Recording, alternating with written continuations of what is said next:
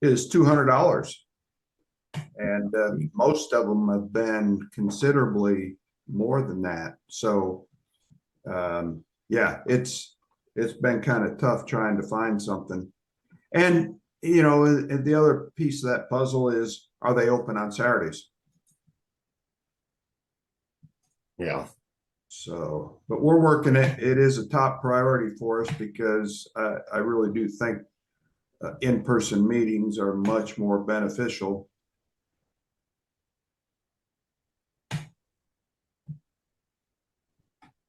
Okay. Can you see my presentation? Yes. All righty. We're going to kick this off then. Good morning again, everybody. Hope everybody is doing well. And Paul, I don't know what you're doing. Are you dancing in front of your camera or something there? I can't quite tell. He disappeared. Okay. So, good morning. Welcome to the West DFW REI Group, the watering hole for North Texas real estate investors. Just a couple admin notes before we get this started. I sincerely want to put a thank you out there to all the sponsors and the volunteers to help us put these events together every month. We just could not do this without your help. So we really appreciate everything and anything you can do for us. Please turn off, mute your phones. If your phone rings on the call, then you get to buy breakfast for everybody. Virtual breakfast. Okay, so because this is a virtual event, if you would put all your questions in the chat box and just put a capital Q in front of it to help me spot that. I'm on my own today. Sarah is not available today, so I want to be able to look through the chat real quick and see if there's any questions. But if you would just put that capital Q first, and then we'll try and answer those questions at the end of today's main call here. For networking purposes, I recommend you turn your video on or at least have a picture in your profile so that people can familiarize yourself with the name and picture and stuff. We can all get to know one another. It's not the same as meeting in person, and that's such a critical piece of this business, but this is the only way we can do it virtually. We may stop and start the video to just help us have smaller pieces of video for uploading. So don't be surprised if you hear it say video is stopped and video started. Future in-person meeting location updates. We are hot on this topic, trying to locate a new location for our meetings. We are really hoping to get back into the Texas Mortgage Bank where we used to meet, which was the best place that I've ever seen. But we have to we found out this much, we have to have a loan officer relationship with somebody at Texas Bank. And if we can find somebody that works there and we can establish not a reputation, but a relationship with them, we may be able to get our foot back in the door there. So I thought about camping out in the parking lot at 6:30 in the morning and stand there asking everybody if they're a loan officer, and they may not appreciate that at 6:30 in the morning. They may call the cops on me. I don't know. So, but anyhow, that's what we're trying to do is we're trying to find a location, and we got to find something. And of course, this is really critical. Although we could do a virtual meeting for November, we really have to have something in place for December, because December has always been our Christmas meeting. So please help us if you have a restaurant or a meeting space, or a lot of title companies have big rooms, mortgage lenders, any place that you work with folks or know somebody at that may be able to work with us, that'd be great. Please call myself or Sarah, in the office, and we'll get on it, see if we can make some connections. What do? We meet, network, joint venture, provide moral support, mentor, educate, learn to buy and sell more deals with like-minded investors, agents, and vendors for to help each other succeed and make more money. I mean, that's what we want to do in this group. Help each other make more money, be successful, and help other people, right? I mean, you've got to be in this business to help other people in order to be successful, in my opinion. And I invite everybody to come network, learn, do more deals at the West DFW REI Group, the watering hole for North Texas real estate investors. So please, if share this mission with everybody, and invite your friends and fellow investors to come join us. Sponsors, we only have a couple with us today, and John is our speaker today with Traverse Property Management. So we're going to introduce you, John, when we get to that point. Unfortunately, the rest of the sponsors were not able to make it with us today. Think Realty is another great program and a benefit to you all. If you are not a member, you should go create a free account by clicking on that here button, or the QR code. Just scan that QR code and go register for free and create your accounts with all these different companies. There's a lot more than this once you get into your account, but it's a two-step process. You have to register with Think Realty first with the QR code, or click here. And then you have to go register for these other companies if you want to be able to do business with them. So great companies. They all provide discounted products and services. And I use several of them, especially the Home Depot Pro Specialty division of Home Depot. They have a lot of good discounts in there. So we're always looking for sponsorships, new sponsors for the group.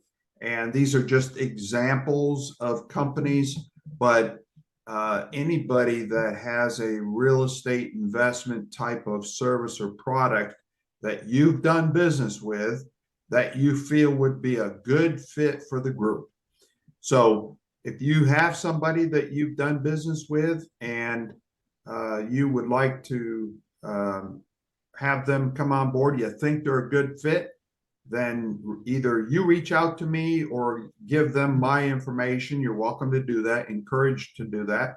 And then we'll have a conversation with them, and we'll see if we can get them to the meetings, which is the first step. We want the sponsors to come and feel out the group and see what it feels like, and see if it's a good fit for their business. But I don't know why they wouldn't want to do that with, this being a prime audience for their business. So, all righty. I'm sure everybody on this call needs more deals.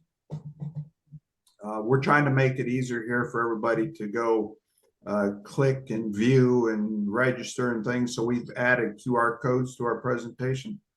So if you're looking for more deals, you can scan that code, or you can click on it if you're watching this in the presentation. But this is takes you right to our property leads page, and what you'll be able to view all the current member deals that are available. So visit that often. Our system only sends one email a week to everybody.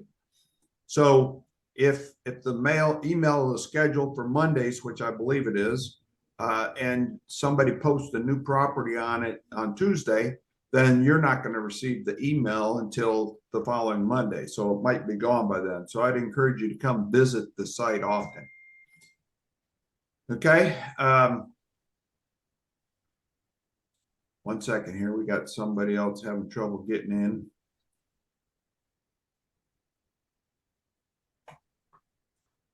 Did you ever hear from a guy named Bo Brown?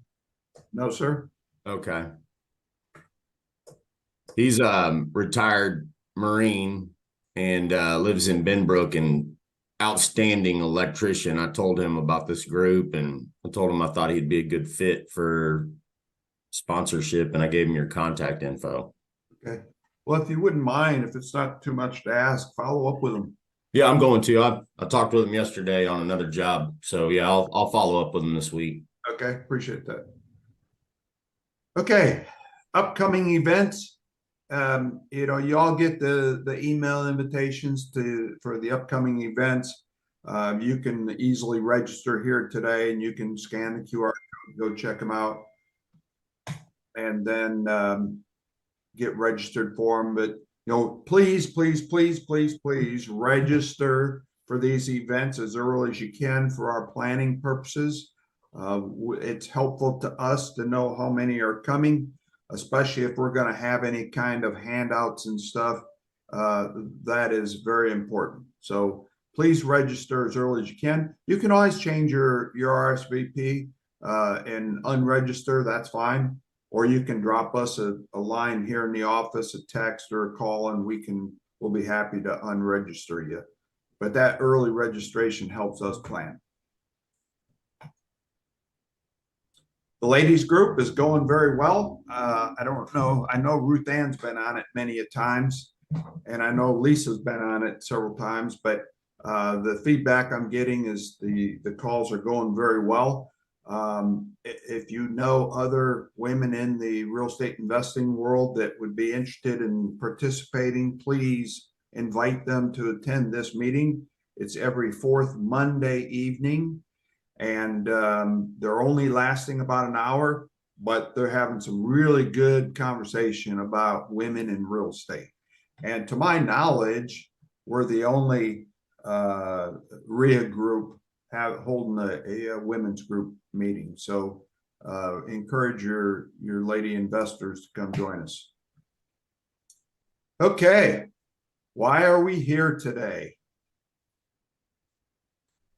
The 10 best screening questions when interviewing property managers. This is going to be a really interesting conversation, John.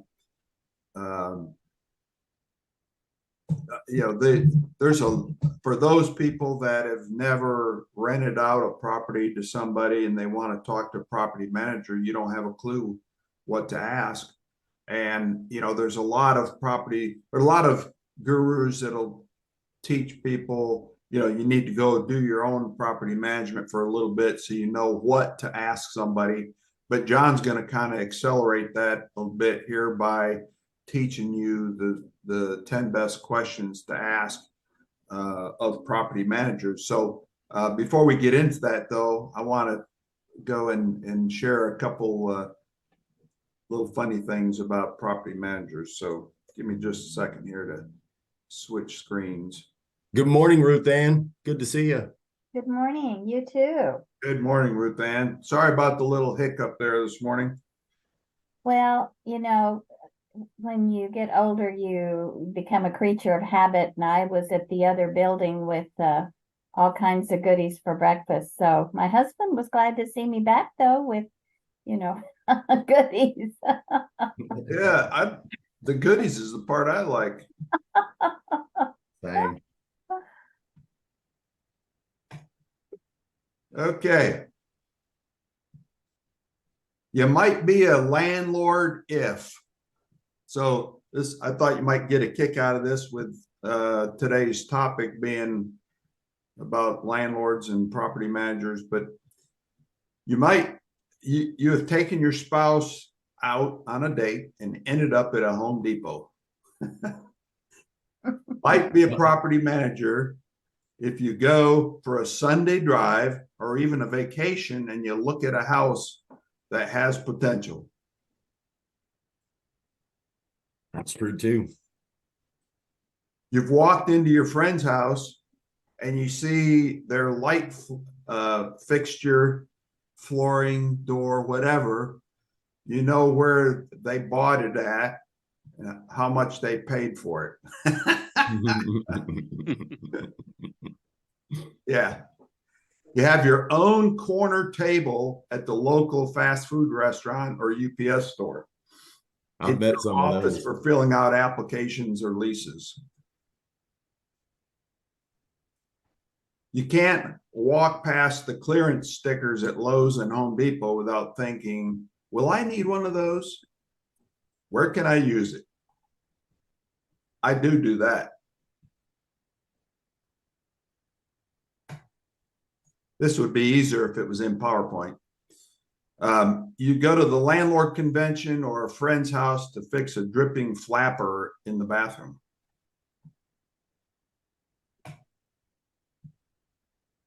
While driving, you spot a toilet or even a tank lid at the curb and slow down.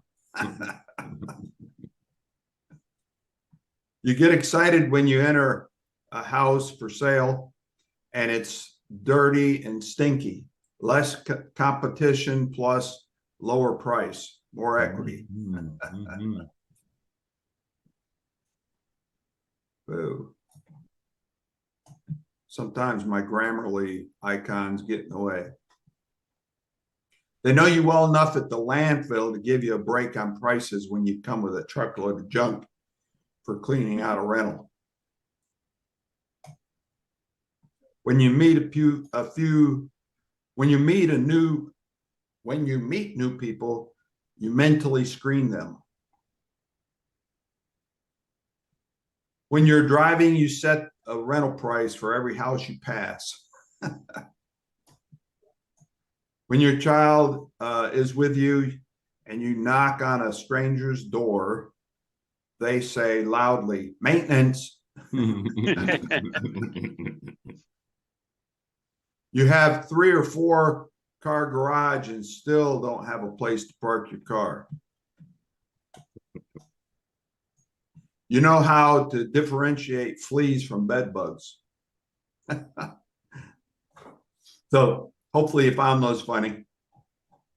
I definitely drive by houses and, you know, constantly looking at them and thinking about pricing and the Home Depot and Lowe's clearance tables, you know, I'm definitely looking at those all the time. I don't think I go in my friend's house and say, you know, start looking at things that need to be repaired, but yeah, I'll let them fix them. That's a real good friend. Yeah. Okay. All righty. So John, I took the liberty of having my VA put your 10 questions in a PowerPoint. Oh, terrific. Just to make it a little bit easier for the presentation. But so most of you know John Beeman. John is with Traverse Property Management.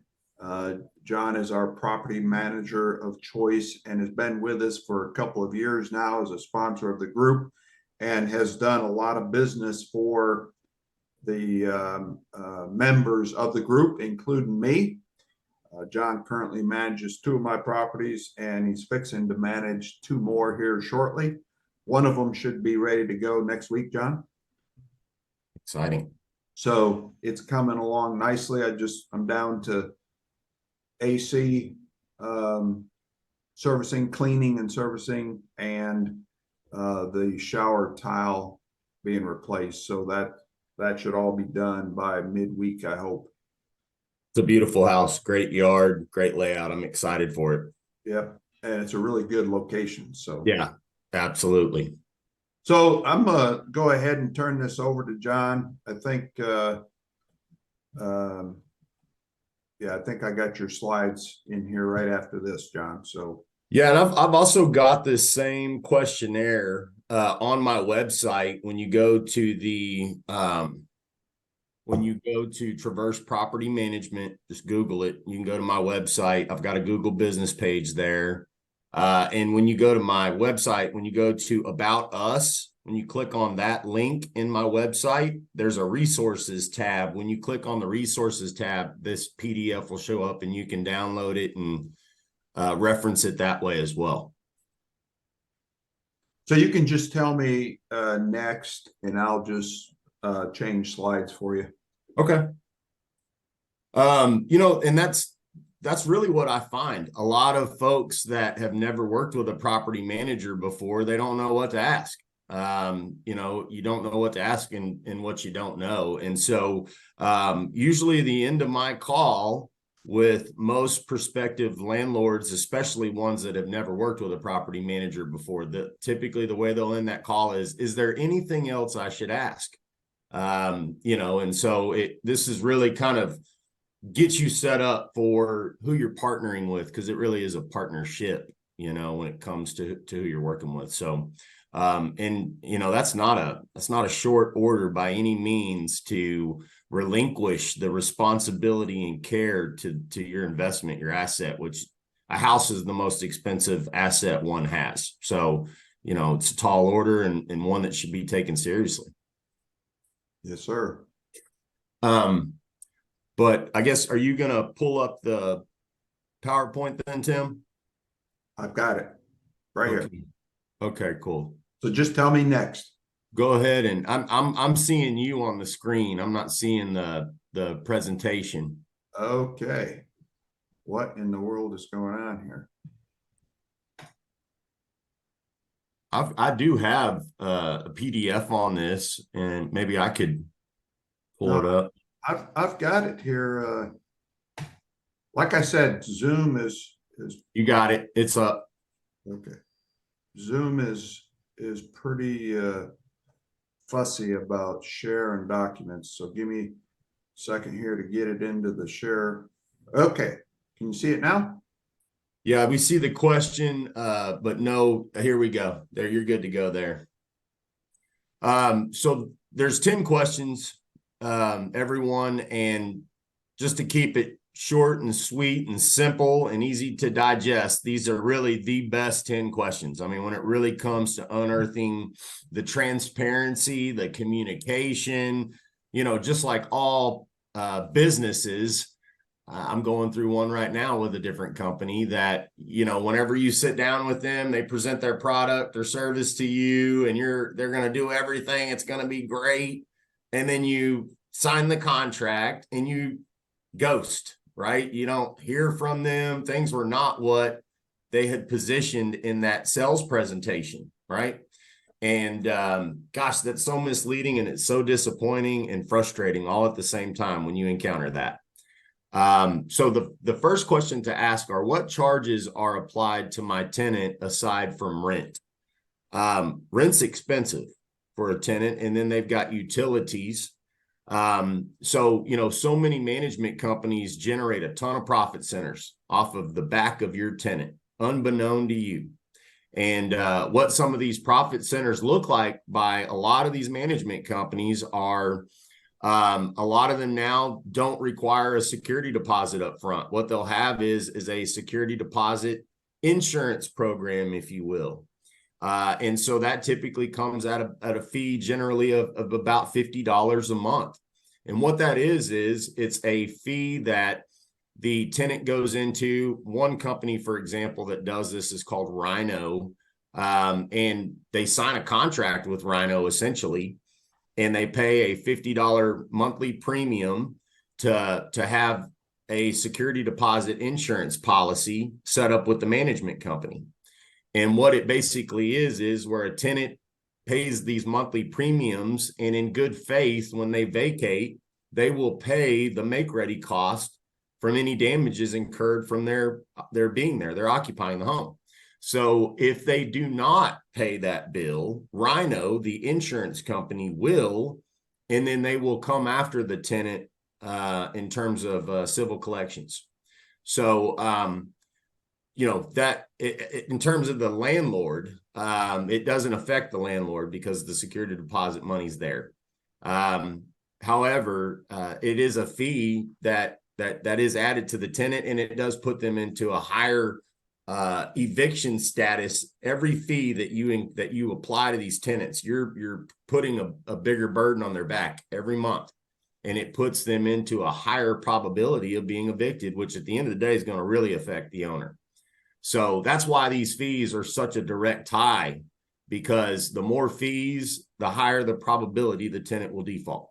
So just to kind of give you a rundown on some of these fees, you've got security deposit insurance premiums. We just went over that. You've got pet fees. You've got move-in rush fees. You've got utility coordination fees. You've got excessively high admin fees. Some of these companies will charge you $250 or $300 just to get your portal link. Okay. And then if you had that compounded with a move-in rush fee and then a pet fee and then your security deposit fee and then your full first month's rent, you can see that becomes very financial slope to climb. It's a steep slope at that. So, I think that this is a real tie into who you're partnering with. Is the guy that I'm partnering with, the person that I'm partnering with, are they more about driving fees up on my tenant, or are they more about getting a good tenant in here and keeping that burden as low as possible, right? So I think that pretty much covers, what charges are applied with what these management companies do. Does anybody have any questions with this question in particular? Make sense? I think Okay. it does. I was wondering, as far as, I'm a dog lover, but from what I've been seeing from a lot of the gurus out there, they're saying don't rent to people with pets because the pets cause so much damage to the properties. Well, where are y'all at on that? that's really a misnomer in my opinion. And I'll tell you statistically that 6 out of 10 tenants have pets. So if you are the owner that says, I got a 0 pet policy, then you can take 6 out of 10 of those leads right off the top. And some of those are going to be really good leads. Okay. People do treat their pets like family, I think, tying to your question specifically, Jonathan, it's always good to have a refundable pet deposit. When you have a non-refundable pet deposit, you tell that owner or that tenant subliminally, I'm not giving you your money back, so I don't care what you do with the dog, And so when you incentivize them to get their money back, and believe you me, when it comes time to move out, they want their money back. And so, the more and more that you can give them that possibility to get that full refund, they're going to take it. And that's what we want them to do. John, there are some certain types of pets that we don't recommend though, right? Absolutely. Now, in the underwriting of your insurance policy, most of you probably know, maybe you don't, your insurance isn't going to allow several breeds, and those are going to be aggressive breeds. Specifically Rottweilers, German Shepherds, Pit Bulls, and Doberman Pinschers. Those 4 breeds specifically are going to be prohibited. So we will not allow those breeds. We also do screening for pets. Now, the law in Texas for pets is when they are registered ESA emotional support animals, legally, you don't have an option. Even if you said that you weren't going to allow pets, you basically get to forego your stipulation, because the law says that tenant has gone through the necessary procedures and that this animal helps their being better, whether it was emotional, whether it was physical. So they are actually classified as a tenant and don't even have to give you a pet deposit on a registered or certified ESA animal. So, there are a lot of forms online that people will download and they'll fill out and they'll pass that on. That can be smoked out. The Texas legislature is actually trying to put more provisions, put more meat on the bone when it comes to what is designated as a emotional support animal and what is not. So, John, is there a place to check to find out if they have a valid service dog? There's a pet screener service that we use. And so whenever they do bring up their ESA and their application, if they haven't uploaded their ESA document or certificate, then we request that along with the picture of the dog in the most current vet bill, like vet visit. And then we pass that on to Pet Screener and they verify that. So good question. Yeah, I know there's been a lot of talk on the news about scams with service dogs and stuff like that. Yeah, it's not hard. I mean, literally you could Google ESA form. And if you do that, there are a lot of templates that you can download and fill out by hand. And if you were that company that wasn't really vetting that, absolutely that could get past you. Okay. Yeah. So moving on to question number 2, do you have a single point of contact, the same person, or do I speak with multiple departments? This is a real big question. Communication, bar none, is the biggest complaint in property management. Most people hire a property manager and they can't get them back on the phone, or it may take them a week to respond to you. And all the while you're freaking out because you need to know what's going on with this house, right? And so, even when it comes to big repairs, just for the care of the tenant, you want to make sure that communication and not having it convoluted with multiple people and having to repeat yourself, that gets frustrating, and it's a huge time waste. So, it's important to ask up front when you're interviewing that property manager, how many people am I going to talk with? Is this a departmentalized company, or is this a portfolio management company?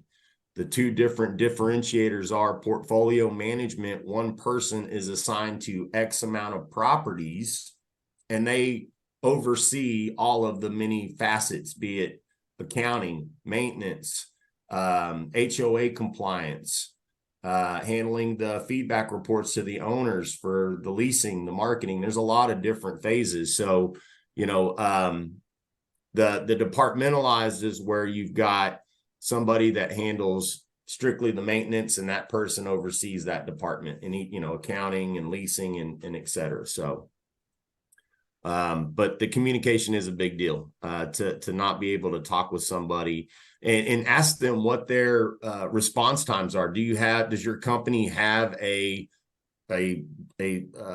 response time, that the company set forth? Like our company, we respond within 24 business hours. And in most cases, we respond the same day.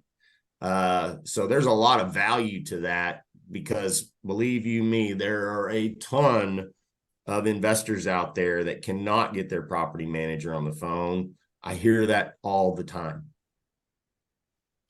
And I assume the personalized portfolio management is the best choice. It is when you're dealing with one person, because they know everything that's going on. It's not like that person's having to get with this person just to get up to speed. It really makes things more fluid, and so by not having to relay all of those many facets and whatever that may be it a repair, be it a tenant that's in default that may be filing an eviction, whatever that may be, getting an owner's approval on a repair. Yeah. So, to have that is important. We also have the portal as well. The portal, and as you know, Tim, it does keep up with the documents and the maintenance and your statements. It gives you all of the explanations as to what's gone on. So I just figured that if you're really doing your job like you do, everything that's going on with that property, and a lot of that ties together so that, Peter don't have to go ask Paul, what's going on, or what do I have to do, or, what's right. Right. And when you think about that, to relay information, just one or two details that could be key details that got left out that could really change things, and so that can be a huge time waste, and it happens a lot. And I don't think that's just property management. I think that's as a whole with any business, Yep. Okay. So moving on to the third question, do you provide direct vendor invoicing? And if not, how much is your maintenance markup? Maintenance is very time consuming. When you look at getting the maintenance request from the tenant, trying to discern per the verbiage in the request and the attached picture of the issue, what vendor to send, sometimes it can be complicated just sometimes to discern it. Do I send a plumber or do I send an HVAC guy? Because sometimes HVAC systems can leak. And so, it's making sure you're sending the right person, and then getting them out there getting that coordinated. And then if the repair is above $300, talking with the owner about it and giving approvals and maybe a potentially second estimate if it's a big ticket item. So maintenance does take a lot of time, uploading the invoice, getting the bill paid. There is a lot of stages to one work order. Typically most companies are going to charge you anywhere from a flat fee of $30, $50. What most management companies do is they charge you a percentage markup, anywhere from 15 to 25%. And the average repair is right at about $300. And so if you took 15% of $300, that's $52 that you're going to pay as a fee to facilitate that one work order. So at our company, we are going to be charging for maintenance next year. It will be a flat $25 work order fee. That's not, I don't know when we'll be doing that, but at some point that's going to be the case. And I think that that's the fair way to do this because, like I said, maintenance there's a lot of moving parts to it. It's not a big deal, obviously, if you've got a house that doesn't have a lot of maintenance issues. If you've got a house that you're having to handle maintenance every month, then that obviously would be taken into consideration. But there are companies out there, y'all, seriously, that if you had a HVAC system that was replaced at, say, $5,000, they're going to charge you, 10, 15% on that. And you're not even aware of that. So that, be aware of what these markups look like. Any company out there is going to charge you for maintenance. They all do because it is so time consuming, because there's got to be somebody to make sure that it is being handled correctly and appropriately. To just send somebody out and just go with whatever they're saying, their price, that's not the best way to do it. So, you want to make sure you're asking the right questions, and that's what your property manager should be doing on your behalf, right? I guess it's a good thing that I'm so fussy about my properties before I turn them over to you, huh? You know what, Tim, you are A+ when it comes to making sure that they're dialed in. And you know what? When you look at your portfolio specifically, I think that it really saves you down the long run, because you going through every fine comb detail just before that house goes on the market, it really does eliminate all of those variables that are what ifs that could happen. And if you look at your property specifically, I think the biggest repair we've had was replacing the hot water heater at Ricardo. Yeah, and I would have never known that. And that was it. And yeah, Wicker Way has been hands off. I mean, when you do, and you're right, when you go in and you make sure every T is crossed and every I is dotted before they get that home, not only do you tell them that this is the standard that we expect, right? You tell them that when they walk into a home that's that turnkey. But it also does smoke out any of those little miscellaneous items that do tend to pop up through the year. Yeah. So. John, one question on this area, isn't it also important because that the property management company might get paid for rehab, or because I know a handyman and I know they have a markup that he works for, but isn't it because they do background checks on the people they're going to send to your home? Or do most companies not do that? No, some companies do vet the vendors and some do not. In terms of I guess, is this the question is just relating to their backgrounds and what those vendors look like, Lisa, or is it about the markup specifically? No, it's more, I guess, verifying that the markup should part of this question also be who you're going to send to my home, because, my renters are there and you're inviting somebody into the home. No, all of the vendors should be licensed, bonded, and insured. And that is something that we do verify.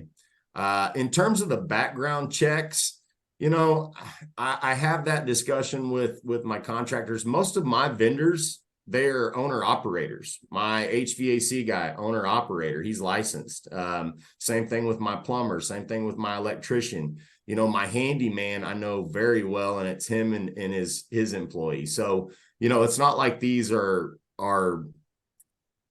always ever changing employment positions, if that makes sense. The contractors that I work with, because I only service Tarrant and Parker County, so I service a smaller area, which means that I am a lot more involved with these guys. I see these guys every week to some degree. So Okay. But I'm just saying for other, when you ask this question, it might be something, I don't know if that's one of your questions that the people that the handyman or your, I don't want to background check them, but you know, because I'm in Dallas County and I just know that some people that my handyman, for example, works with, I wouldn't let into my own house. So yeah. So, you know, and there are people out there like that. So, I mean, as a question, isn't that something that you want to ask the maintenance or your property manager? You could absolutely ask that. Yeah, I think that's a valid question. You know, you're gonna. Here's the issue to that too, though, Lisa, and I'm gonna be very frank about this: is that every investor wants something at the absolute lowest price. Yeah, tell me about it. So tell me how many college graduates are out there turning screwdrivers for $20 an hour? Yeah, I just know my handyman's he has problems finding new people. Yeah.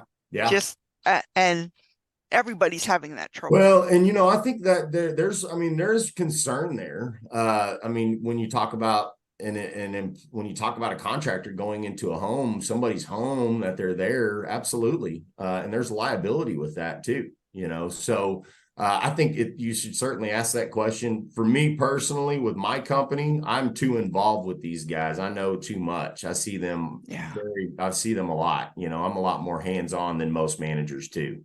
All right, can you move to Dallas? You know what? Dallas is I don't know if y'all realize this, but Dallas has actually changed how their eviction timeline out there. Did you know in Dallas that it's a minimum of 60 days to evict somebody now? You have to give them a 30-day notice to vacate, not 3 days, Yes. 30 days. I knew there was a reason why I don't buy houses in Dallas. Yeah. Well, I'm in Ellis County too, so you know, you know. Okay. Well, Thank you. I'll tell you what, Lisa, give me a call and we'll talk. I do, you know, I do have a house in Ellis County. And I do have a house in DeSoto. I mean, I've got some houses that are in some areas, but they're because these are clients that I've got numerous houses with. And so if it meant getting 3 or 4 of their houses in Fort Worth to have that one off in DeSoto or Midlothian, then I would have done it. And so, you know, just give me a call and we'll talk. We'll see if we can't try to figure something out. Okay, thanks. Okay. Oh, so John, that because you have a few with me, so that means that I can go to Granbury or Mineral Wells. Well, Granbury, I would be open-minded to that. And the same with Azle, but Mineral Wells too far. That was a loyalty test. So. Yeah, well, you know, and your portfolio is growing, and you know, it's just like anything else. It's leverage. You know, the more doors you have, the more leverage you have, and so some of those things kind of what may have been off the table kind of pops up on the table. So, all righty. Hey, Any John? other questions? Yes. Now, some of the other investors I've been studying will have in the lease agreements that the tenant's responsible for the repairs. Is that something that applies to North Texas and Texas in particular, or is that just other markets? No, you know, Texas property code stipulates what is a owner responsibility and tenant responsibility. I mean, you know, to allow a tenant to make repairs on your home seems absolutely crazy. Because what tenant is going to do things as they should be in terms of a repair? They would cut every corner possible. It would not be done correctly. I would never allow a tenant to make repairs on any property that I managed. Yeah. Because, you know, there's a good example. When a tenant moves out, if you in our tenant policy and procedures agreement, we dock from their deposit for professional carpet cleaning. Okay. What tenants will do is they'll go down to the grocery store, they'll go get a rug doctor, and they'll run the rug doctor over the carpet and they'll call it clean, and that's not clean. And I wouldn't expect any other tenant to move in on that. So, that's just one example of the corners that would be cut in a situation like that. Does that make sense, Jonathan? Definitely. Most definitely. Yeah. And then, you know what? In your management agreement, the manager must disclose what that markup is. And so it's in your management agreement, and if that ever changed, whatever that markup was, would have to have an amendment to it, and it would need to be signed and disclosed to the owner. So, maintenance markups, everybody's got them, y'all. Maintenance is it's very labor intensive, and that's the reason why there's a charge for it typically. You just want to make sure that you're getting with somebody that's doing a reasonable charge with it. To sit here and do 15 or 25%, for example, on $300, is $50. That's a lot. So you want to make sure that it's reasonable, right? So, okay. I think we've covered that. Does anybody else have any questions regarding the markups with maintenance, specifically in property management? A lot of times, y'all, they're not even going to show you the markup. What they're going to do, they're going to copy Joe Blow's HVAC verbiage. They're going to paste that verbiage on their own work order in-house, and they're going to apply the 15%, and you would never even known it. So, that transparency is really the key to this, to know what that markup is. And is it being laid out on, the markup amount, is that being laid out in the invoice from your management company? Okay. So that way you're getting that transparency. You're seeing exactly what you're being charged, right? Is everybody with me on that? Yep. Okay. All right. I think going to the fourth question, what is the typical response time back to an owner or tenant? I know companies that you could send them a message or a phone call, and you could do that every day for a week and they still wouldn't get back with you. There are companies out there that do that all the time. And again, nothing more frustrating than not being able to be told what's going on, or if you have a question. And not only that, the response time is really going to be key in renewals, because if you stone cold your tenant, okay, and you don't respond to them, they're not going to stay with you for a new term, right? And if they don't stay with you for a new term, then it's going to cost the owner vacancy. That's the biggest expense. And houses are taking longer to lease now, okay? So if it took 30 days, that's 1 month's rent that costs that owner, right? And then you've got the lease fee that compounds it, the vacancy. So renewals are really a big deal. You want to try to retain the tenant. You want to obviously get them and keep them at market rent values when you're making those renewals. But you've also got to keep into consideration what the alternative is if they don't renew, right? And not being able to communicate will certainly cause them to not renew. So knowing how long it takes and what that standard is on getting a response. For us, 24 business hours is our response time. And in most cases, I think Tim can attest to this, and some of our other members, we get back with you the same day. So has anybody ever dealt with any management companies that didn't respond to you in a timely manner? Oh yeah. Tim, you know about that? Yep. Years ago. Years ago. Yeah. They still do it. Lots of them. So I think if we don't have any questions on this, I think this covers the response time.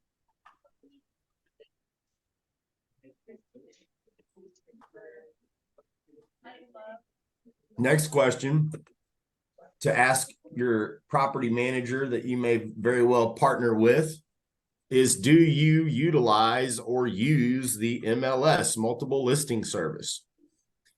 It shocks me how many companies do not use the MLS. Matter of fact, I got a house I put up last Friday, and on the MLS, there are very few homes. It doesn't show many homes.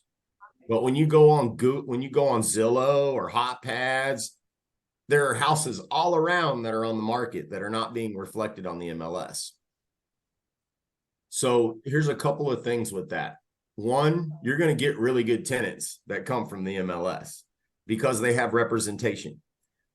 If you are a tenant that has a bad background, evictions, low income, bad credit scores, you're not going to go seek a real estate professional to work with you to facilitate getting that rental done on their end. So to allow the property on the MLS, you are opening it up to the realtor community and their clients. And there are a lot of realtors, even realtors themselves, go and lease houses from the MLS because they'll want to utilize that commission to put towards their full first month's rent. So, a lot of good tenants come from the MLS. If you don't use the MLS, you will be staying on the market longer, and you're not going to have you could very well get a subpar tenant. Okay. There are a lot of companies that don't use the MLS, and I will be with this one particular owner on Friday. When I launch this on Monday, when I send their feedback report, I'm going to have to put in there about 10 links of listings on properties that are not shown in the MLS that are affecting our listing in terms of, the comparables with condition and price. And so I'm going to have a talk with them and have these 10 different links in this feedback email so that way they can actually see what the MLS report did not convey. So that way they can see we do have more competition than what's really there. But to not use the MLS, total disservice to an investor. We also pay the realtor 25% of the first month's rent as their commission. If a property goes to 30 days on market, we increase that commission to 35%. Sometimes increasing the commission will generate more leads. So does anybody have any questions with the MLS, its functionality? Maybe you knew managers didn't use it. Maybe you did. Any questions regarding the MLS? So I have one, John. So does some realtors not, choosing to not put a property on MLS, are they by chance raising the price of the rent, specifically marketing to people with bad credit and stuff? No, it's strictly due to money, to income, profit. They don't want to pay a realtor. That's what it is. And that's bottom line. They don't want to pay a realtor. And that's the reason they're doing that. Mm-hmm. Okay. Yeah.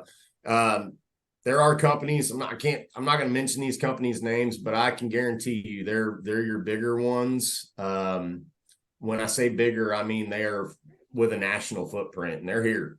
So they're going to be your lower flat fee. Everything seems so beautiful coming in, and you get what you pay for. That old saying, it's still true with this. So moving on to, I think we can go on if we don't have any other questions regarding the MLS. Self-showing systems. These have been around about 8 years now. I don't use them. Most companies do. When I say most, 9 out of 10. So they are there. You can set parameters with these things. I think there's pros and cons to self-showing systems, and we're going to go over that. The pros to self-showing systems are that somebody can go to the home at their convenience and their schedule. They're not at the mercy of somebody else's schedule and having to meet up. A lot of times tenants will set up a showing. I say a lot of times, sometimes they'll set up a showing and they may have found another property that they had access to before, that they had access to before the appointed showing that maybe I would have had with them. And they may have moved forward with that property just because they got access to it. They liked it, they applied, and it just evolved that way. So they are beneficial in that regard, being able to cater to somebody in terms of their schedule and being able to go look at it. What I don't like about them is that somebody can come, you're letting somebody come into your home. There is also a Texas real estate addenda for this. This must be disclosed and this must have the owner's permission, because you're basically allowing people to go into your home unescorted, and things can happen. They can move into the house. You would have to go evict a squatter. Okay, that's going to take some time. You can't just go boot them out. You got to evict them. They can steal your appliances. These are all things that I've known. They've happened. They can totally destroy the home. I've seen it where they've gone in and stole all the wiring inside of a house. That's a hard call to have with an owner. I'm glad I didn't have to have that, but I know companies that have. So, the self-showing systems, I will tell you this, with technology as it's evolving, it's being applied to these self-showing systems. These self-showing systems with technology is actually doing where they're doing face identification on these people now, which I do really like. So as time evolves with security on the self-showing systems, they're really able to weed out a lot of the fraud, the couple of things, and I do talk with some of these self-showing systems. I've entertained the idea. The negatives that I have with it, even now, I do like the virtual identity on their face, because they're doing that through their phone whenever they're applying. The negative that I have to it, though, is ensuring that the house is locked. Okay, they send a lot of reminders. Okay, and they even tell the tenants it's at their responsibility if there were any damages, because they've got to put a credit card down. So anybody that's trying to run a fraudulent scheme, they're not going to put any credit card down. They're not going to go enter into a database. They're not going to let you scan their face. Okay, that's not what fraudsters do. And so those are the benefits to it. But one of the negatives to it that I haven't been able to figure out is getting the key back in the box. There are companies that I've talked with that have been able to fasten the key inside the box on like a chain, where the chain is attached inside the box to the key, and then they literally have enough link to get to the lock so that the key doesn't go anywhere. I've thought that was probably the most bulletproof idea if you were going to use the self-showing system. Well, I'll tell you though, that pro with being able to go out and do it at their convenience, that's very powerful. I'm going to tell you, people love to go out at their convenience. And I will tell you, that's probably the biggest benefit to the self-showing system. And that can whittle down your vacancy. But as of right now, we don't use them. I really like to go and meet with the prospective tenant. I like to convey to them what it's going to take to care for the home, what it's going to take to be a tenant of ours. And I like to meet them, I'm going to be working with them. So I think that's been better for our business model. As we grow, that may change. As of right now, we're not doing self-showing systems. So, and again, that would be at the discretion of the owner anyway. At the end of the day, the owner would be the one to approve the self-showing system. And you can be that way with any company. If you don't sign that addenda, then you don't agree to the self-showing system. So, and that would be the owner's right. I would think that where that type of system might be worth consideration is a property that's way out in the middle of nowhere. And, yes, you have to put some extra effort into it to protect the tenant and yourself, but, if you were to put internet service in there and a Wi-Fi system, and you could have cameras installed that, they make Wi-Fi controlled door locks now. Mm-hmm. So you could control them going in and out. You don't even have to worry about a key. Right. No, you're right. These security systems, Tim, to your point, are very inexpensive. I have a client of mine that sets them up. Yep. And he sees whenever I come in and do the showings. But you're right. I think it's $50 a month, because they just bring in a little internet, and then they've got the cameras already. And yep. And that I guess I got really lucky in my early days. I did a lot of self showings with my owner finance deals and my rentals, and never had a problem. The worst thing that's ever happened is somebody stole a hand towel. Mm-hmm. But that's it. That's the worst that's ever happened to me. We did have a time or two where they left the home unlocked, but key was there. Yeah. Oversight, Right. but we've always had good luck with it. We don't do it anymore, but Right. in the Right. past, For the most part, and I talk with a lot of other management companies. I'm on the Greater Fort Worth Association Realtors Property Management Committee, and I talk with a lot of other companies here in town. And for the most part, most people don't have problems with them. right. There is that one off, and it's going to happen. You just want to make sure you just don't want it to happen to you. But I think if you're going to use the self-showing systems, or if you're partnered with somebody, find out what their protocol is in terms of how often they're visiting the home. If I, at any point that my company started using these systems, you had better believe there would be a process in terms of how often we're going out, just keeping an eye on what's going on out there. And the point of the visual facial recognition and the credit card is another good security measure as well. So yeah, fraudsters, scammers are not going to mess with that.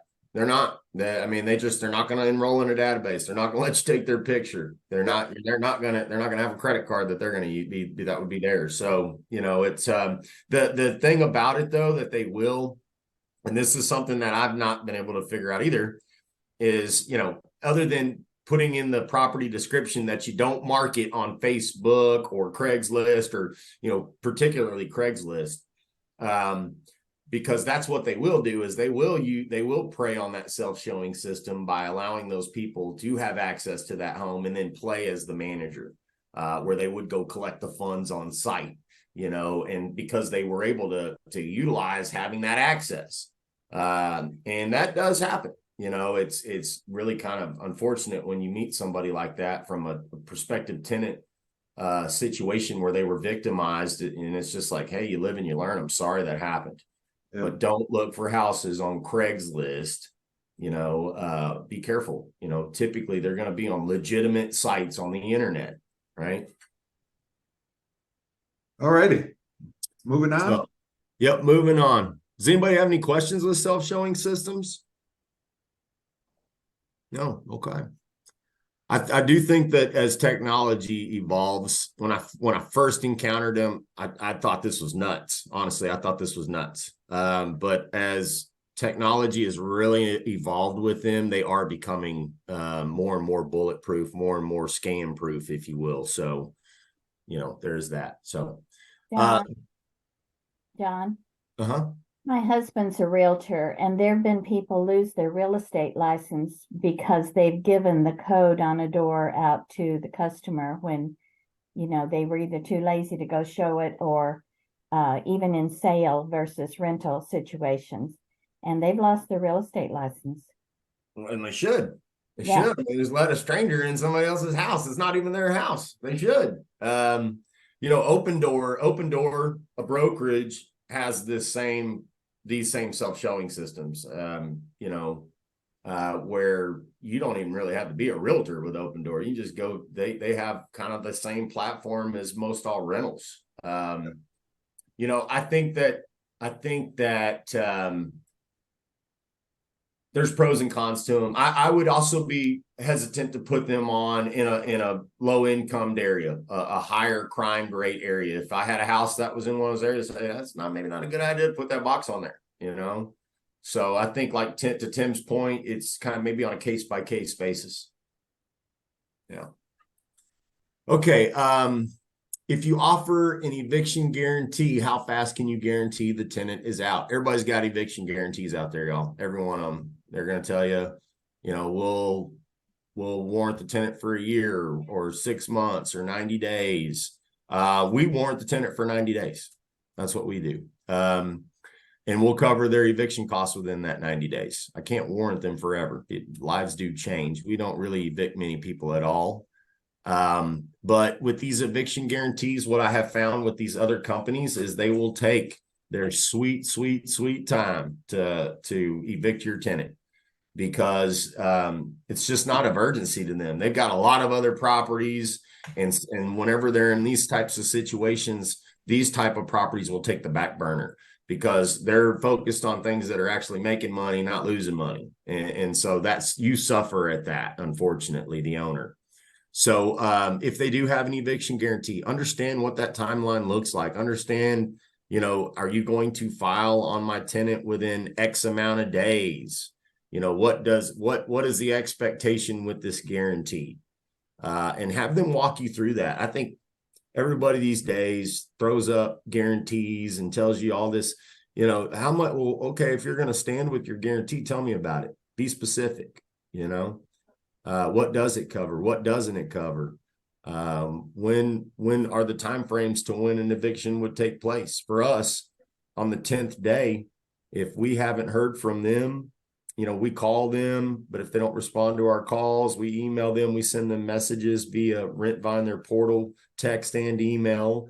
And if we haven't gotten any response from them by the 10th day, I shut their portal down and I file an eviction on them. We send them a 3-day notice to vacate via certified mail. And then I send their information over to GLS Evictions LLC, and they will file it and they will take care of it. And if you're in Tarrant County, they can be out within 30 days, Parker County, 30 days, Dallas, 60 days. So, that's at best case. That's if they're acting right away, 60 days.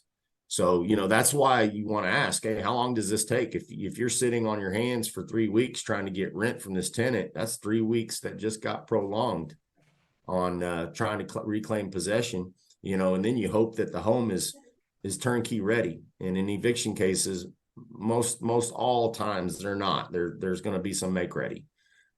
So, when you factor in the make ready cost, you factor in the vacancy, again, the lease fee, all that stuff compounded, it gets very expensive.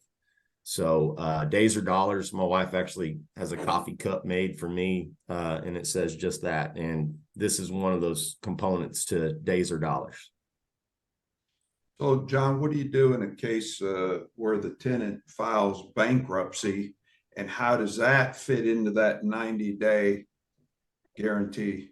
Yeah, well, I'll tell you, that's a good question.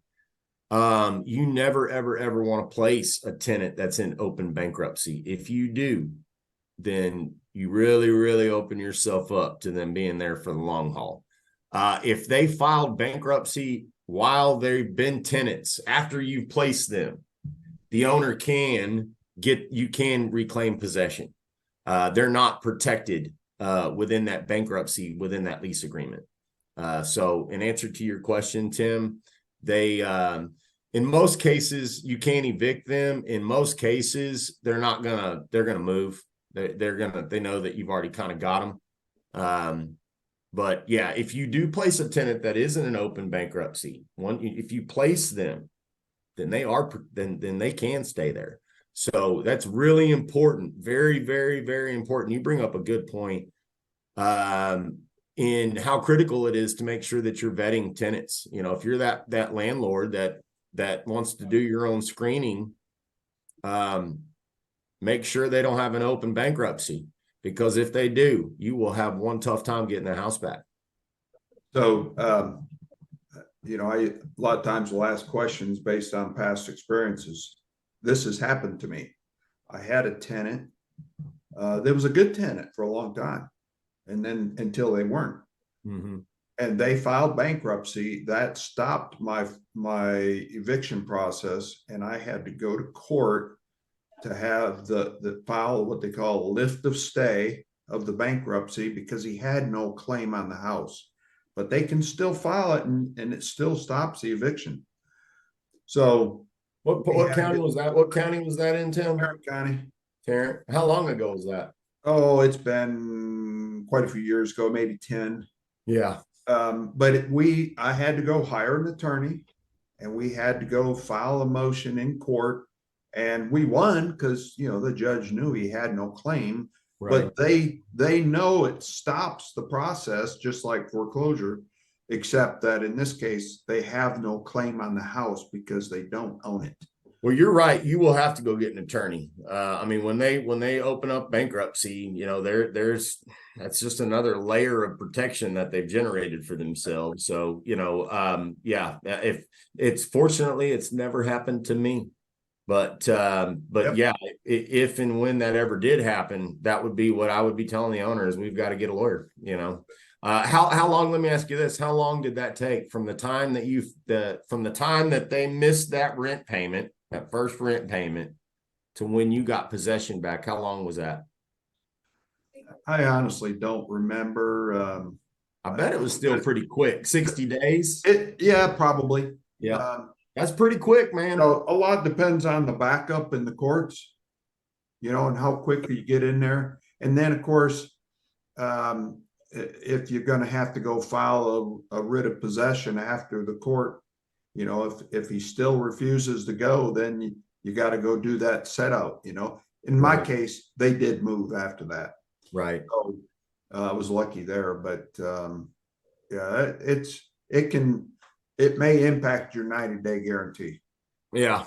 Yeah. Well, that just goes down to this is the first 90 days. So believe you me, I have gotten to see the absolute freshest background when it comes to them. So, you know, that's why we do the 90-day, because we feel like, hey, we've given that enough time to where 3 months is acceptable. You know, some of these other folks do a 1-year guarantee, but you also sign a 1-year management agreement that stipulates that you're going to be with them for 1 year. And if you terminate, you're going to still pay your 1-year management fees. Well, I would be more comfortable doing a 1-year guarantee if I was going to make my owner, if I was going to strap them to a 1-year contract. And I don't do that with my clients. So, you know, you can kind of see through some of that, you know, but I just, you know, a lot of this can be prevented, I think, by very thorough vetting of your customer. yeah, Pre-screening, that background check, you know, is very critical, very important. And this was a tenant that, you know, we knew had bad credit, so they paid a bigger deposit, but, you know, I ended up eating up a lot of that deposit because of their default in the rent. So anyhow, there's always something. There's always something. And you know what? You've been through that experience. So you've got that information, that knowledge, you know. But if you were to place a tenant that was in an open bankruptcy, you would have a far tougher time, because that judge is going to tell you, well, you went and put them in there. Yeah. And it's going to be hard to contest that. So that's one I wouldn't do. So right. And you know, that just really drives the importance. Make sure you're putting the right tenants in, because if you did put somebody that was in an open bankruptcy from square one, you're going to have a tough time. You're going to have a much tougher time than what you had encountered with them filing for bankruptcy mid contract. Yeah. Okay. Okay, the next question is, do you have remote employees out of the country? Everybody, there's a lot of people doing this. I don't even know where to begin with this. Gosh, every company, it seems like, does this now, right? Same thing with management. You know, a lot of these managers are getting with these virtual assistant companies, and you know, they're turning over delegating a lot of that responsibility over to these virtual assistants. I know some of them that are letting these virtual assistants handle your maintenance. How? Explain to me. You guys aren't going to be able to explain it. I'm not going to be able to explain it. How would somebody be able to know about the maintenance with your home from the Philippines? How are they going to be able to talk with your contractor about that repair from the Philippines? They're not. There's just no way around it. There's been so many people that have tried to figure this one out, and they still can't figure it out. This is really a direct component to the local property manager. I say it all the time, local. And, you know, if you're working with people that may seem like they have a local presence, but, you know, you start to deal with, call centers and those kinds of things. And you're going to find out how difficult that is. Those people don't have management experience. They are basically a virtual assistant company that you just got handed over to. This is a very big commonality. A lot of companies do this. Ask this question when you're vetting your managers. Say, look, do you guys work with virtual assistant companies? Do you work with call centers? Do you work with people outside of the United States? Simple question, simple answer. So I would ask. I just feel like anybody that ever had to deal with this knows exactly what the end product is with that. Again, it's kind of like trying to relay information, and it gets even more compounded when you're trying to relay information when these folks don't really know. They don't know your home. They don't know the contractor, and they sure don't know the details regarding that specific repair. So, does anybody have any questions with this? I know everybody has encountered dealing with people overseas when it came to customer service, and how much that is not fun. So I don't know about the property management type overseas services, but I do know you hear people complain all the time about you can't call any company for customer service without getting somebody from another country that can hardly speak English. And that's a big part of the problem. If you can't communicate clearly, that just compounds whatever problem you had to start with. Mm-hmm. So and the frustrations increase. So yeah, it just makes it even worse. Well, communication, and that's what it really comes down to. Like I said, most all investors are firing their manager for communication. That's the biggest complaint in this business, bar none. You're talking about somebody else's house. That's a tall order. I say that and I say it, and I think so many people just don't.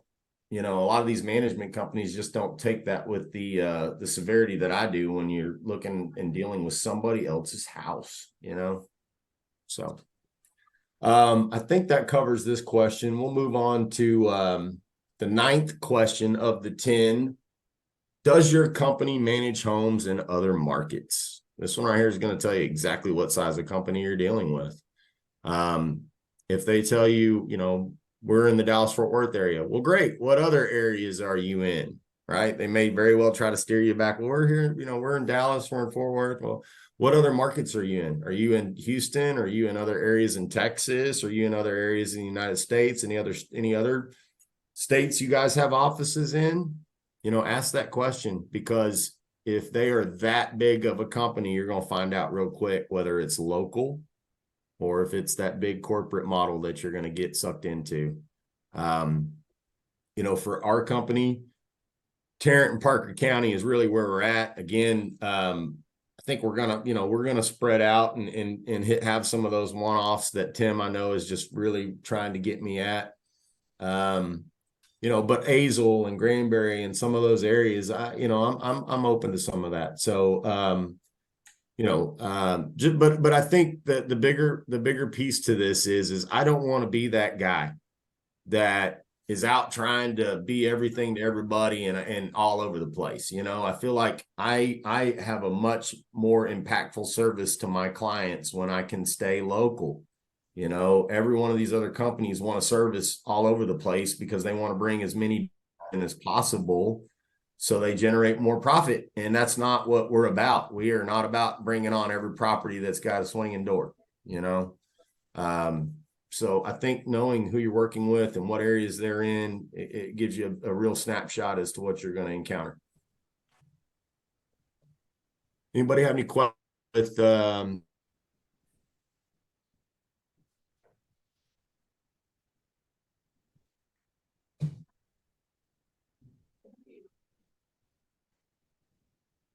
Did I lose you, John? No? Okay. You looked like you froze for a second. I didn't know if you could hear me or not. Oh, I didn't hear you. It actually says your internet was unstable, mine. So no, go ahead. I didn't hear you, Tim.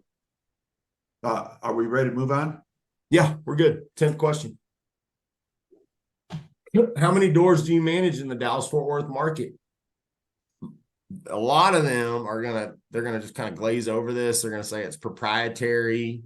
BS. Well, how many doors do you have? You have 500, you have 700, you have 1,200. They're out there. We have 75. That's how many properties that this company manages. So, you know, we're not that huge corporate machine. We don't want to be. But yeah, ask them how many doors they manage. I think it's a good question. You know, our company, we're only doing a max of 250 properties. You know, that's it. So, you know, and I think that, and I've seen this in my past experience, I think that the more that you invite, the more problems you're going to have. And I don't want to be that company that wakes up every day to a million problems. So I think that, you know, keeping things manageable and driving the best customer experience and really knowing the ins and the outs of that specific rental house is to keep it manageable. And so that's another big reason why you should ask that question, because if they're a company that manages 1,200 houses, it's going to be tough to keep that manageable. I can assure you. So, well, you know, the other thing with that, John, that impacts manageability is selecting quality homes and quality tenants to start with. oh, absolutely. Yeah, no, I'm big impact on your day-to-day. Right. Location, you know, that's number one. But yeah, I mean, it really does tell you what you're partnering with, you know. Again, the flat fee, smaller, you know, the companies that are going to seem like they're the cheapest, even more the reason to ask them, right? Because if they're $99 a door per month, they got a lot of properties, and you should find out if you're going to be that needle in a haystack, or if you're going to be somebody that can be responded to and valued as a client, right? That's important stuff. So, does anybody have any questions regarding this 10th question? It's pretty cut and dry. Well, I do, John. It's kind of like what we ran into when I already asked you, do you handle Dallas County? Mm-hmm. When you say DFW, I mean, you got, you know, Frisco, Plano, Dallas, you know, shouldn't we also say not just how do you manage the Dallas-Fort Worth market? What is your meaning of Dallas-Fort Worth market? Like I said, I'm in Ellis County. I don't have anything north of 30, but I don't got anything, you know. That's what I was saying, Lisa. Just get with me, and I can really kind of give. Well, I'm doing it for my future, because I'm looking for properties like in Ellis County. I got you. Yeah, I'm looking for my future. It's not right this minute. I don't need a manager in that area. Gotcha. But you know, to ask that question, because I'm looking for rental property in Ellis, for, you know, south of where I am, because I'm in Cedar Hill. Mm-hmm. So, you know, how do I find those companies? You know, I mean, that's the smaller towns, I'm going to tell you, they don't have many management companies there. Usually what you're going to find in like Granbury, you know, you're going to find real estate property management hybrids. That's what they are. They do both. You know, and you got to really understand, are you doing more property management, or are you doing more buying and selling? That's the question I'd ask with those kinds of companies. Like, where does your allegiance fall, right? If you're here doing both, right, then I really want to see some of your processes, what your protocols are, you know, and really want to pull the curtain back as to see who you're working with. You know, for us, we really just do property management. We're not out trying to get listings and trying to get buyers. That's not what we're out doing, you know. So I think it's in the rural areas, that's what they're going to be, you know, just because the demographics it's a small population, you know, they've got to try to kind of cater to everybody, you know. John, I'm gonna step out there and make a statement, and you tell me if I'm wrong, but I would presume that you're going to make a little bit of an exception for members, and maybe go to another area that's not Tarrant or Parker if they're a member of the group. Yeah, I mean, again, I've got to kind of weigh it out because there's that 80-20 rule, it like McKinney, from where I'm at just doesn't make sense. It would have to be a client that would be more apt to working with me with like the self-showing system, something like that. If they wanted to be more specific, exclusive work with me, then they would need to be more apt to kind of helping me with something like that, right? But yeah, I want to help our members. That's really the whole reason why I've sponsored this group, is to help, and if I sit here and I put all of these borders on myself, then it really doesn't, it's not a help to everybody. But on the same token, if I'm everybody to, if I'm everything to everybody, then I'm nobody to anybody. That's the truth, and so I've really got to be careful, because there are investors that try to get you to go down to Hillsboro and I got this house out here and Hyco, and it's just like, man, this you can go down a rabbit hole with that. So you just got to be kind of careful. But I at the end of the day, I want to help everybody, and I really do believe in what we do out here in terms of transparency and customer service. So probably what for the members of the group, the best advice would be for them to pick up the phone and call you. Yes. To discuss the opportunity and make a decision up front. Yeah, absolutely. Not to assume that you won't do it, but to at least have a conversation early on, maybe in the buying process of that property, to see if you are open to that particular market. So I'm always, I try to be open-minded about everything, anything can be up for discussion, and if we can make sure everybody knew that they should just pick up. Yeah. Call me, Lisa, let's talk. If there's something that I can do that is going to help you, we will figure it out. I'll tell you that we'll figure it out. I'm just really, it's not that I'm looking as an interview. I'm looking at where I'm growing my business. Right. So I know that I can call you, for anything I own now. I don't, like I'm saying, I don't so much need a property manager, but I know where my business is growing, and it's southwest of you. So you're not going to work for me because, I go to Killeen, but so I need to find somebody in each local market is what I really need to do, because, even somebody in Dallas isn't going to go to Killeen, Texas to rent out property for me. So I need to look at. I'm just looking at the growth of my business for other members that they may not know. But on that question, you need your property manager to identify what is your, because a lot of people want to manage Frisco, but they're not DFW to me, Right, you're right. Yeah, so that's where I'm coming from a growth, Well, Frisco and McKinney is not Dallas. I mean, when you look at right.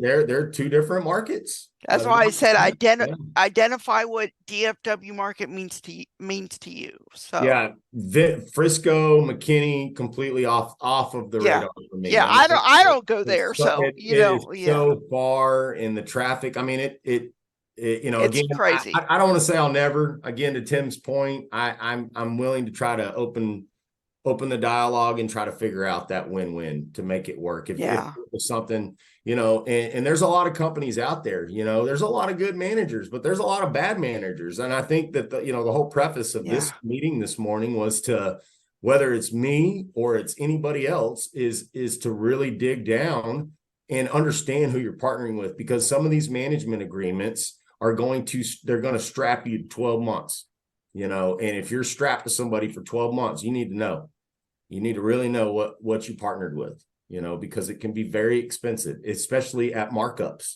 especially at putting a ton of fees on your tenants to sit here and have to find a new tenant every year, because there's no way they're going to renew, because it's just nothing but a money sucking pit that they've gotten themselves into, and they realize it, and likewise with the owner. Does that make sense, y'all? Sir. So John, if you don't mind, I'm going to add your phone number here on this single point of contact. Yeah. Before I publish this presentation. So. Yeah, please do. I mean, I am easy to get in touch with. And Lisa, to your point, we actually have some members with the West DFW REI that I manage their property in Weatherford, and they have a property manager in Killeen. And they have a rental down there. So, you know, Brian and Jennifer, I don't know if you know them with the group, but, you know, and she's actually she's kind of told me, she's like, there's things that, you know, I've been able to see from you, John, that I don't see from them. And so, you know, you're getting to get two different flavors to understand what you like and what you don't like, what could be better, what could be improved, and things that, you know, the standard that you have set for the person that you partnered with. Okay, we ready to move on? Yes, sir. This was the last slide, I believe. Yeah, this was just the bullet points. But yeah, that was pretty much it for my presentation. And anytime anybody has any questions, please reach out to me. I'm very easy to get in touch with. You know, if there's nothing, if I can't help you myself, I will find somebody that will. I promise you that. Okay. Anybody have any other questions for John? Good stuff, John. Thank you, sir. Yeah. All right, let me bring my presentation back here and finish this up.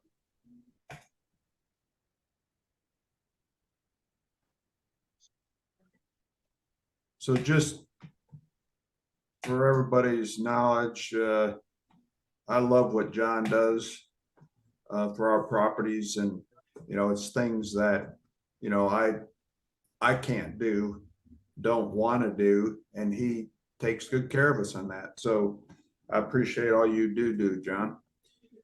So just wrapping things up here. Again, I'm trying to make this easy for everybody by adding these QR codes to various things in the group. If you're not a member of the Facebook group, please go join. You know, as I always do, at the end of each event, I upload this presentation to the, it'll be at the bottom of the calendar event for today. And then it's also in your past meeting events, so you can go there as well. But, you know, you can just open up the presentation, scan these QR codes, or you can even do it now on the screen. And you should be able to go register on these different links. So the YouTube channel for the group, as well as Facebook. Okay, members property listings, again, you should go there frequently to see what kind of properties we currently have on the group. And for those that are not members today, please consider joining us as a member and receive all the benefits. And that's what this link is going to take you to. Here's our resources page. We are updating this resources page fairly frequently. We've added some new tools on there, resources that you might want to go check out. Again, you can go see all that information right there. These are tools that I use in my business, and you might want to consider doing that too. I use a variety of different things, and I use multiple same types of tools to bounce numbers off each other to check validity and accuracy. But that's why I use all these different sites that I like to share with everybody, because I think you could benefit from it as well. So again, here's the QR codes for them. Here's a new one that you may or may not have seen a recent email on, called Lead Flow. This is an offspring of Real Flow, and it's designed to, it's an app for your phone, and it's designed to help you identify leads as you're driving down a street. You can put in that address and you can get some general numbers on value and local area and stuff. Again, that I want to emphasize one thing. It is not MLS comps that you see. So you're going to want to validate those numbers, but you can do mailings directly from that app. And I would encourage you to go try the 30-day trial for free, no cost, to go check it out and see what you think.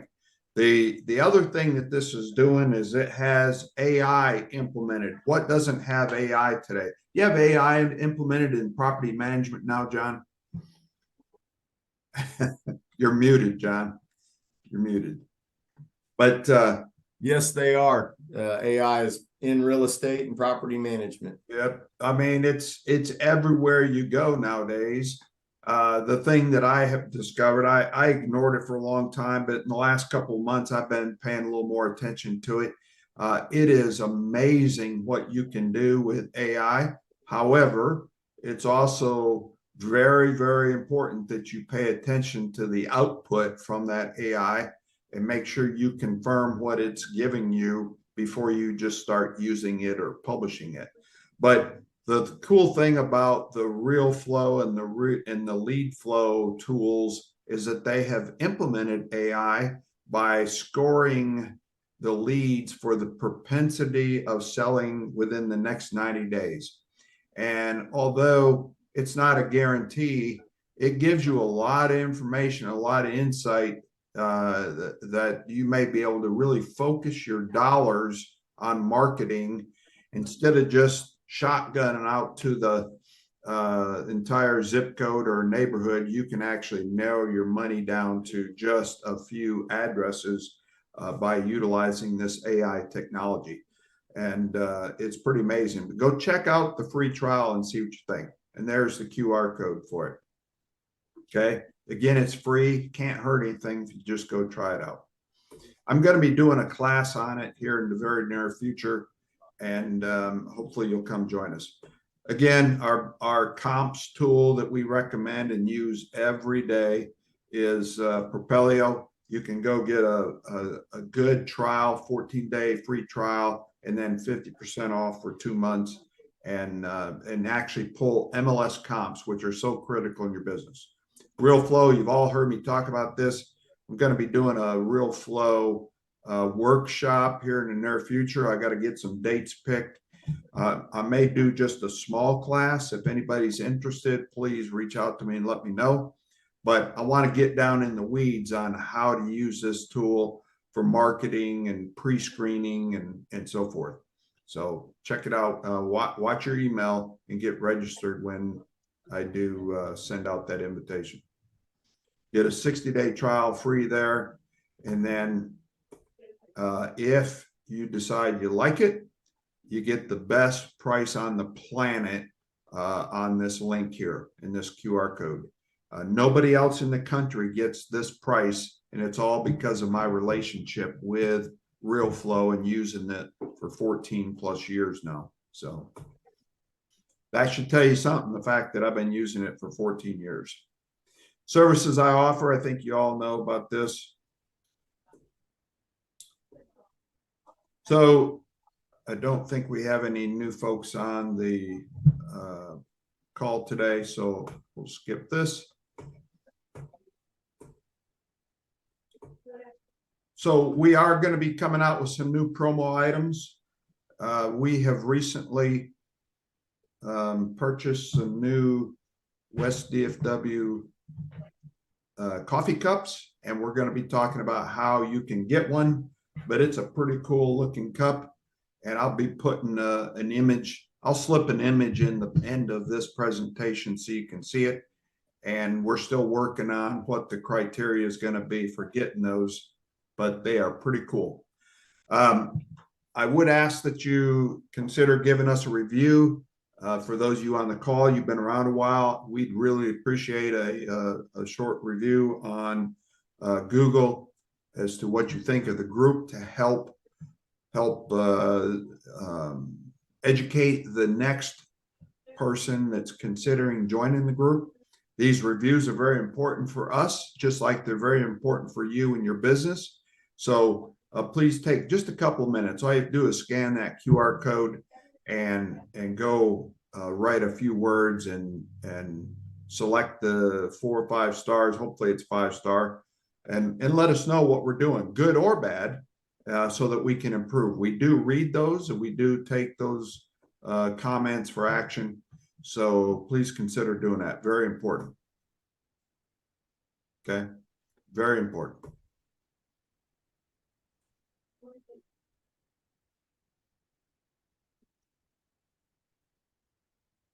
Okay, go buy a house and then rent it through John. All right, so that concludes the presentation. Anybody have anything that you want to talk about? Well, I was wondering, a lot of people, well, a lot of people I've been studying online, instead of doing a 1-year lease, they'll do a 3-year lease. They'll say that results in less turnover and make ready costs and that. Anybody doing those long leases in the DFW area? I will chime in on that. I will never do any more than a 12-month lease with a new tenant because you never know what you're tethering yourself to. I've had tenants with mental illness that screening reports do not reflect.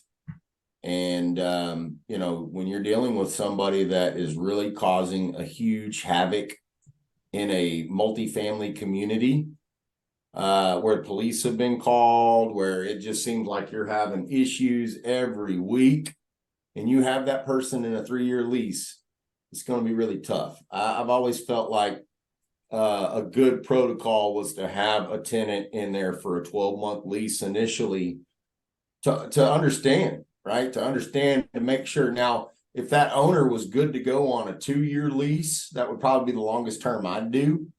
But if that owner was good with doing a 2-year lease at the renewal, that's something we would discuss at that time to avoid that, you know. But you know what I have found is that that can be twofold in that you might be very well leaving money on the table. If you're doing a 3-year lease, for example, and your taxes and insurance have increased year over year, you were in the red in that 3rd year by a long shot. So, you know, you could look at retention from that aspect and it being a good thing, and you can look at it being a total negative in that, well, you got strapped to a bad tenant and then you got increased taxes and insurance year over year within that 3 years. So could you, John? you know, let's say your owner wanted to do a long-term, or let's say your tenant wanted to do a long-term, really wanted to, and you started off with a 1-year, which is a great idea, to just validate the relationship, their responsibility of paying on time and maintaining the property. Couldn't you then put some exclusions or exceptions or changes into the special stipulations about, okay, moving forward, you know, we're going to have an annual adjustment, you know, identifying the fact that you're going to have that annual adjustment to account for the tax and insurance increase, and maybe some statement that would give you an out in a long term if they start misbehaving in some way? well, you can get them out for causing disturbances within the community. You know, that is a stipulation within their lease agreement. It's difficult. I mean, there's got to be police reports. It can be really drawn out, way more than what your time is worth. I promise you that, or my time for that matter. You know, in answer to your question about stipulating increases, you know, that's really the reason why you have a renewal, right? Because the terms are set forth and they're not, there's no gray area. When you incorporate a gray area into a contract, it's convoluted and it'd be hard to hold somebody to that legally. It's always best, in my opinion, to set very clear terms and have them within a start and an end date. And then, you know, as that end date approaches, then we change the terms. But I think having just an open-ended clause in a contract that says, well, we can raise your rent at any time. There are contracts out there like that. You're not going to get good tenants because most good tenants aren't going to sign open-ended contracts like that. Yeah, I was just going to see what your response is. I mean, I believe in having that renewal as well, because that gives you a chance to reevaluate the tenant as well as what are they doing to my house? Because you walk the house again, right? You review the home as well. I've got a great case in point that happened yesterday. I've got a house in Watauga that generates $17.50 a month in rent. We had them on a 1-year lease. Their lease ends November 30th. I ran comps on that same house. It's $19.50 now. It's $300 increase. If you had done a 3-year lease, you had let $300 a month times however many more months would have been in that 3-year contract. 24 at $300 a month. That's a lot of money. That's You know, a lot of money. that's a lot of money. And so, you know, let that be your case in point that, hey, in 1 year with the tax increases and insurance increases, every insurance policy's increased significantly. You know, that's a lot of money. So this owner, she's going to sell this house. She's not even going to renew these tenants, and they've been good tenants. I may very well end up having to put them into another house. They want to sell that one. But, you know, those kinds of increases, they're there. They do happen. Do they happen at every house? No. Hey, you can move them to my new rental in Weatherford. We might. They're very good tenants. So we might, but that owner is going to sell the house. So, you know, and those, I've actually got another tenant that the owner is going to be selling it. And I'm going to be showing them Otis's house on Monday. They can't go out to Weatherford. It's too far. But, you know, if I can take a good tenant and transplant them, absolutely. Okay. Now, John, do you charge per door or a percentage of the rent, or how does that normally work? Yeah, Just good to figure out question. the cost. It's a percentage of the rent. And I've got my fee structure on my website. It's very transparent. It's associated to the rent amount. So if it's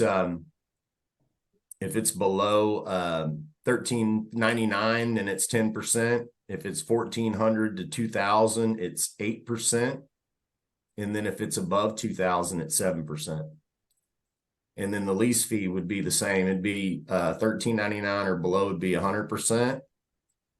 $1,400 to $2,000 would be 75%. And above 2,000, 2001 or above would be 70%. And then I give all West DFW REI members, I waive their first month's management fee. So, because when you lease the house, you're charged a management fee too. Every company does. And so it actually saves you, it's about $150 on average, but it's a good way to put $150 back in your pocket at start one.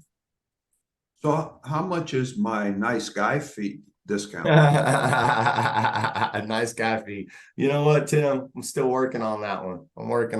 I've got to formulate something special because you are such a nice guy. You need to talk to your wife about that one. I'll talk to Michelle about it too. Maybe.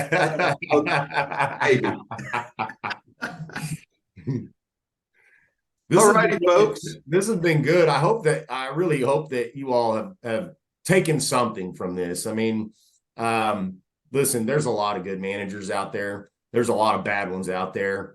I think it's just, you know, and I drive this home a lot because I've been in the business 13 years now, that, you know, when you have local people, they work with local vendors, they have a real presence, they know what's going on with your house. If you're working with a corporate management company that has a national footprint, you're going to find out that the service level is going to be significantly lower, that the response time will be much higher, and the transparency will lack big time. And so, you know, if I can help you avoid those pitfalls from square one, then I've done a good job. So I hope that's helped. It's been good, John. I appreciate your time and everything you put into this. I really appreciate you being a sponsor of the group and taking care of the members. I know that other members of the group that use you are real happy with your services, and I love the reports that you do. Is it quarterly or semi-annual? Quarterly? Yeah, the assessment reports. Yeah, where we go in and you know what? It's really valuable. There's tenants that hate that I come in there and do that. And I tell them, I said, if you had a rental house, you'd want me to do it too. And I said, contractually, it's my responsibility. And I'm not here to snoop on you. I don't care what you have. I'm here to make sure that this home is being taken care of. Hey, so tell them the story about the recent assessment on Ricardo. Yeah, good. This is the real reason why we do them. On Tim's property up in North Fort Worth, I had reached out to that tenant and said, hey, it's time to do the biannual assessment where I come out every 6 months. I take a picture of each room. I take a picture of the exterior on all sides of the building. I take a picture of the HVAC condenser outside, make sure no grass and weeds are growing in it. Take a picture of the AC filter under each sink. Years ago, there was a lady that did not like anybody in her house. And there was just the tiniest leak in this sink, and there was a huge insurance claim that got drawn out over that, over something that could have been avoided. And so, having those assessments done is critical. In Tim's case, she had picked up a boyfriend and had moved in, and had brought to my attention that I was going to find that out at her assessment. And so she said, John, what do we need to do to get him added to the lease? So we got him screened, and we got the proper documents put in place to have him added as a co-tenant. So I'm sure she would have called you the next day anyhow and told you that. you know what? I thought she was going to too, Tim. I thought the same thing. But yeah, it's those kinds of things that you wanna keep a pulse on what's going on. A lot of managers will set and forget. And if you're partnered with somebody like that, they're not doing their job. Ruth Ann, I appreciate you sending me a lady. She had called me about a month ago, friend of yours. And we talked in some detail, and she told me, she told me point blank, she'd had some bad experiences with managers and didn't trust them. And I said, I understand, I get it. There's a lot. The transparency is, I preach it. I scream it from the tops of the mountains, because there's so many companies are not transparent, and it's your responsibility. And you know this, Ruth Ann, being your husband being a realtor, you have a fiduciary responsibility to disclose everything. Even profit centers made. TREC mandated July 1st that you must disclose all profit centers made to owners. So, that's the law. It's important. Does everybody follow the law? No. But I care about this group. I care about trying to do a good job. So that was really the whole preface for this. John, did you get my referral last week, I believe, for a multifamily unit in Brock?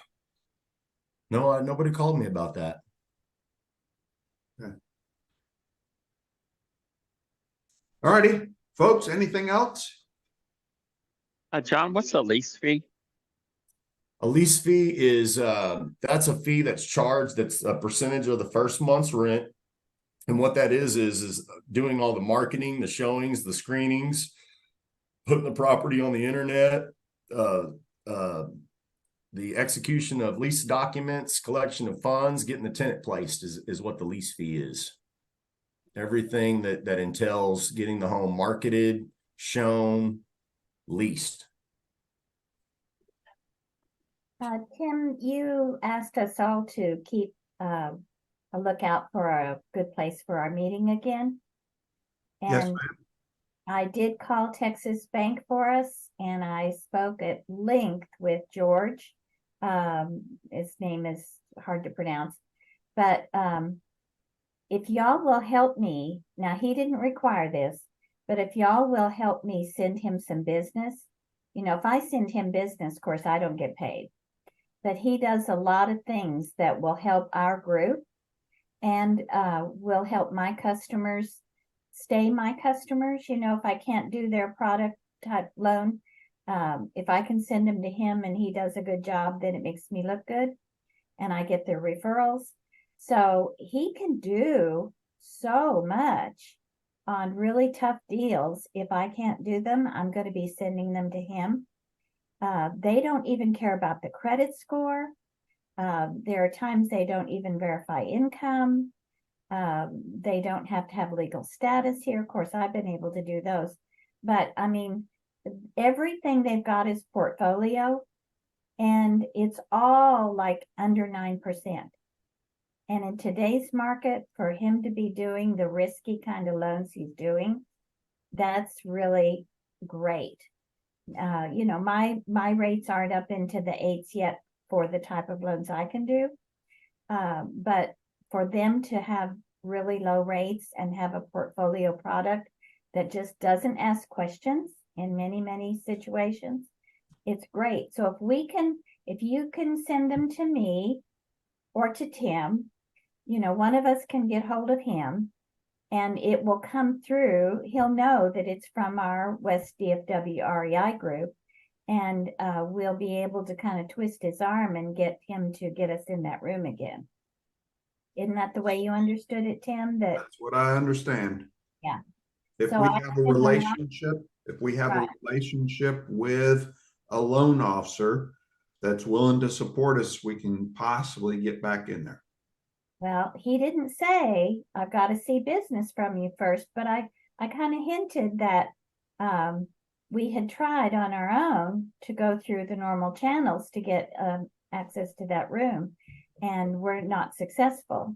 And that they'd indicated that if we already had what am I trying to say? A relationship with a local, their loan officer, that they would consider it. Right. So, if We go in on good faith and give them some business. Yes, I want to do that first. But I did mention to him, we were sorry that we lost that room because it was perfect for our group. Yeah. We did send business, but after COVID, we just haven't been able to gain any ground. Did you by chance mention to him that he would be able to, if we were in there, that whoever that person is could present their services and stuff to the group? Yes. I mean, that would be huge. But I'm going to send you his information. Okay. So you can do what's appropriate, on your part about that. But I did mention that the people that we were connected with before, did have that opportunity. I didn't mention breakfast because one of them spoiled us with a really nice breakfast. A lot. They really spoiled us. Yeah. But anyway, I knew that was a major thing for you. And I spent at least a half an hour on the phone with him. And I am going to send him business. And but the fact that, if you hear anybody that says I can't get a loan, send them to me, because I'm going to channel them into him if I can't do them. Yep. And that'll build our rapport with him and get us in that great building, and we'll all benefit greatly. So I may have one for you, Ruth Ann. I mentioned to you a couple times that they need to refinance out of one of my owner finance loans. And I think you said you didn't remember their name, but I think they had their ITIN buyers, and at the time you couldn't do those or something. So then they also had a Spanish speaking realtor friend that I think was trying to take them somewhere else, but he's waiting for me to give him a proposal on getting him refinanced. His payments are killing him because of all the tax and insurance increases. Well, evidently I don't have their contact information, so if you'll send it again, I'll approach him. And speaking of that, I have an assistant now who's Spanish speaking. So if they need Spanish, I use her for my assistant to do all those functions they do. And then if they're not, I use someone else. So we can certainly, yeah. But if y'all can help us feed him business, I can do that and get credit for our not perks, but what am I trying to say? Recognition for the group for sending him business, then he'll work and get us that room. He didn't say he would, but I told him we sure missed that relationship with the loan officer there, because that room was great for us. Good. Well, thank you so much for doing that. I had thought about going over there and camping out in the parking lot at 6:30 in the morning and start grabbing every person going in the building thinking they're a loan officer and see. You don't have to do that.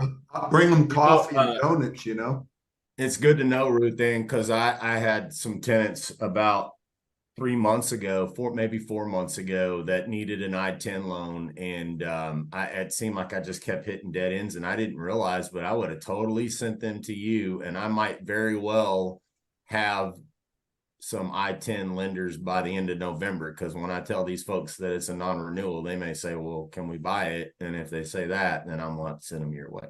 Right. Well, if it's a product I can't do through my channels, I'm certainly going to send everything to George, because I really want to build that rapport. How many years did we get to use that room? Yeah. Perfect. Well, not only that, you've always been, and me as well, I'm out to help people, whether we get the business ourselves or not. I want to be able to help people. And having those connections like with George, whether we get to come back in, I sure hope we can, but whether we get to go in there or not, if we can still help a customer, then that's a good thing. So. Right.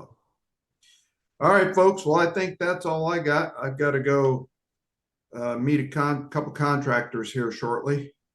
I see John stepped away, but I've got another rental in Fort Worth that I just picked up that I need to go meet a contractor in. So any last minute parting comments?